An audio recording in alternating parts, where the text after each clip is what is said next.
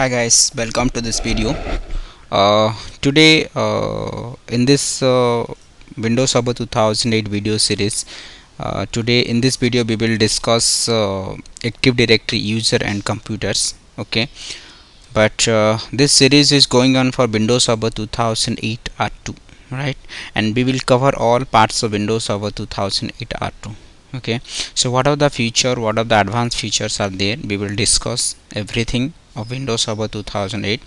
But one more thing I just wanted to highlight you, if you after watching this video, if you like this video, please do not forget to like and do not forget to give comments, or do not forget, if you like this video, please subscribe this video. Okay, otherwise you can visit my site www.cmsahu.com. I have written many more articles about technical, so you can learn from here also. Okay, let's come to the point. So today topic is Active Directory user and computers. We have done all parts in part 1, part 2, part 3 for Windows Server 2008. We have installed Active Directory user and computer, we have configured DNS. Okay, now this time is to learn about Active Directory user and computers. So from here you can start Active Directory user and computers snapping.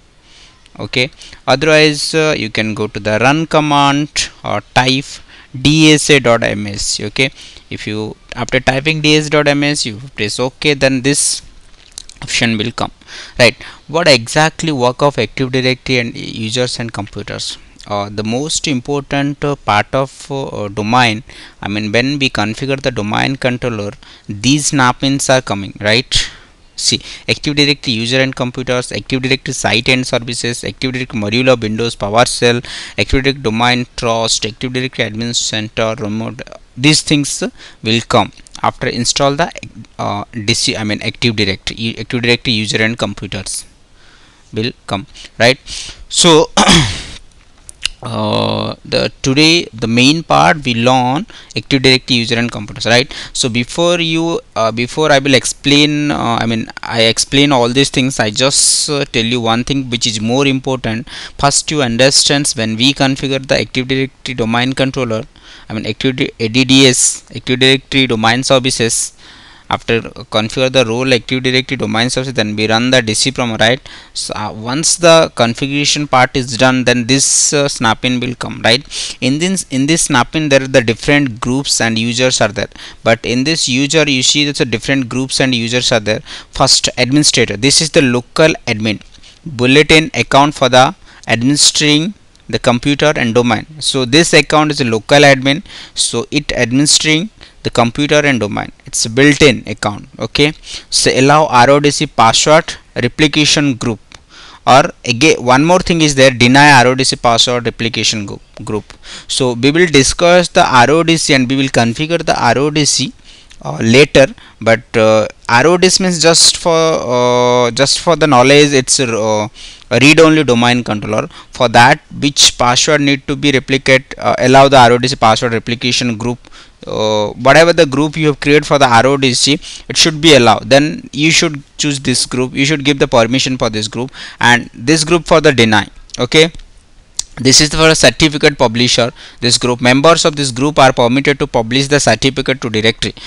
So this group is what this group is doing, it give the permitted to publish certificate to the directory.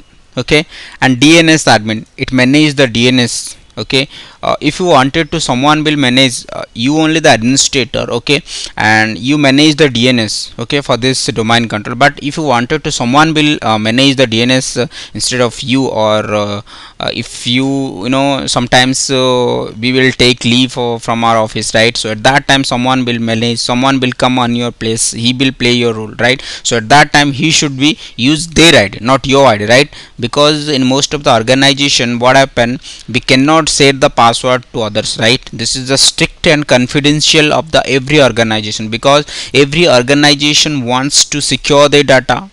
Okay, it should not be a explorer, it should be a secure in better way, right? So we never wanted to, this is the policy of great policy, you know, every company's policy, you cannot share your ID and password to other people, I mean a special password to other people, right? It's very strictly confidential.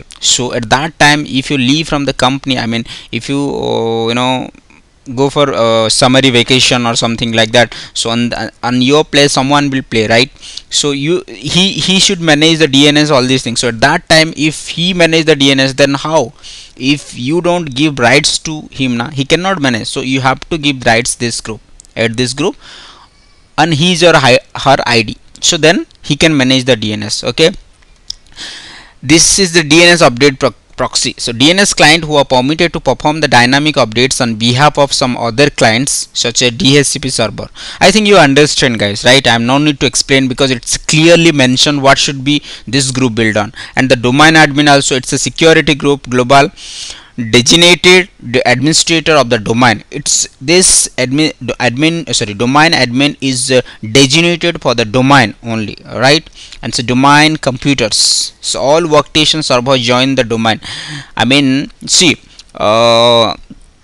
some of your IT member, he told you, so I'm not able to join the domain because you don't have rights. So you have to give this domain computers group. You have to add his ID in this group, then he able to join on your domain, that cmsouth.com. He can join the workstation domain, right?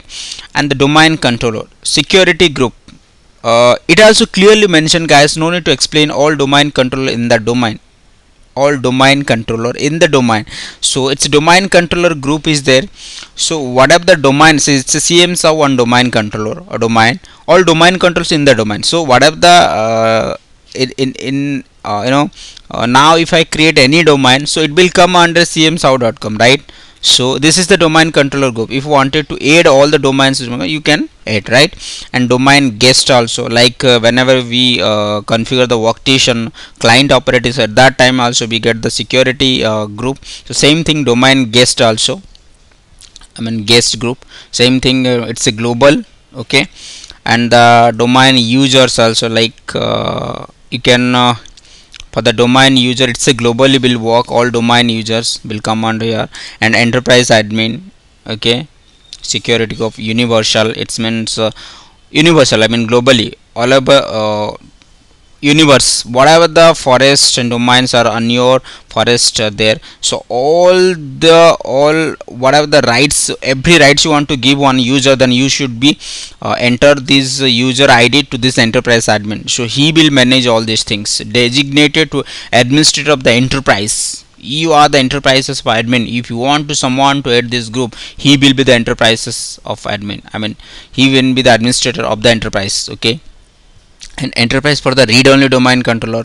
If you wanted to manage the read-only domain RODC, then you can he will be the member. If he is the member of the enterprise read-only domain control, he can, it's clear mention, member of this group are read-only domain control in the enterprise. And the group policy creator owner, right?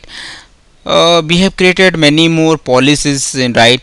Without policy we cannot work, right? We have to allow this policy to this computer, allow that policy to that user. So these are the policies we can create through the group policy, right? Member of this group can modify group policy on the domain. So whatever the policies we will create in our domain for the users or the computers or the objects, so one person, one of your colleagues, he is also working with you, but you are the administrator, under you he is working, but he is not able to modify the group policies.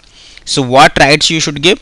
This group rights you should, his ID should be added in this group, or this groups, he will be the member of this group, then he can modify this policy. And the guest account, guys, you know it's built-in account, guest access to computer domain.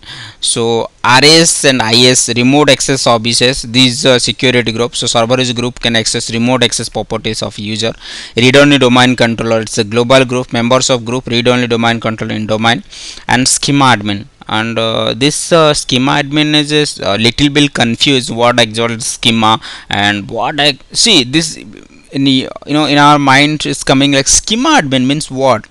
I will tell you this story. There is a big story, big part of in this series only schema. We will discuss about schema only in one video, so you can understand at that time. It's a designated administrator of the schema. Alright, guys. So